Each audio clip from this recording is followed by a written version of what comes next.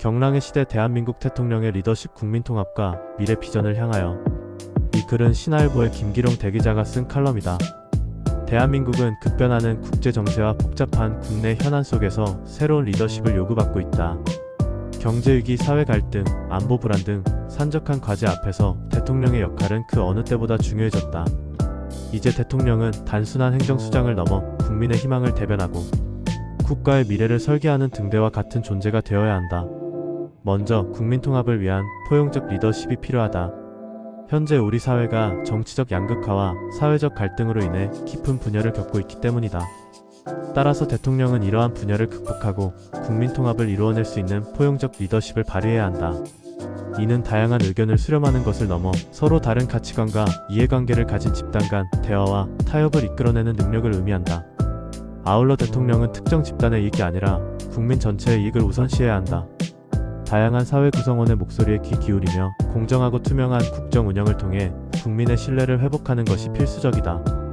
특히 사회적 약자와 소외계층을 위한 정책적 배려를 강화함으로써 사회적 불평등을 해소하고 공동체 의식을 함양할 필요가 있다. 다음으로 미래 비전을 제시하는 전략적 리더십이 필요하다. 우리나라는 저성장, 고령화, 기후변화 등의 위협에 직면해 있다. 대통령은 이러한 위기를 극복하고 국가의 지속 가능한 발전을 위한 명확한 비전을 제시해야 한다. 단기적 성과에 집중하는 것이 아니라 장기적 관점에서 국가의 미래를 설계하는 전략적 리더십이 요구된다. 이를 위해 대통령은 과학기술 혁신과 경제발전, 사회복지 정책을 종합적으로 설계해야 하며 구체적인 실천 방안을 국민과 공유하는 것이 중요하다. 기후 위기 대응을 위해 신재생 에너지 확대와 탄소 중립 정책을 추진하는 등의 적극적인 노력이 필요하다. 국제적 측면에서도 대한민국의 위상을 강화해야 한다. 급변하는 국제 정세 속에서 외교 전략을 수립하고 주요 국가의 협력을 증대함으로써 글로벌 리더십을 확보해야 한다. 안보 위기 속에서 국민의 안전을 최우선으로.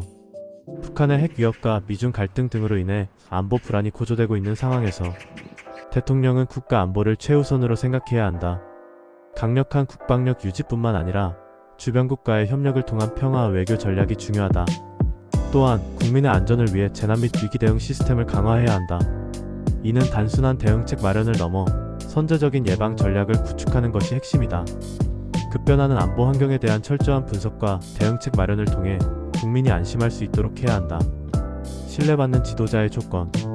대통령은 높은 도덕성과 청렴성을 바탕으로 국민의 신뢰를 얻어야 한다. 공정하고 투명한 국정 운영을 통해 사회 정의를 실현하며 국민에게 신뢰를 주는 모범적인 리더의 모습을 보여야 한다. 특히 국민과의 소통을 강화하여 국가 운영 방향을 국민이 충분히 이해할 수 있도록 해야 한다. 과거의 잘못에 대한 솔직한 반성과 책임 있는 자세를 통해 국민과의 신뢰를 구축하고 국민 통합을 이루어 나가야 한다. 결론.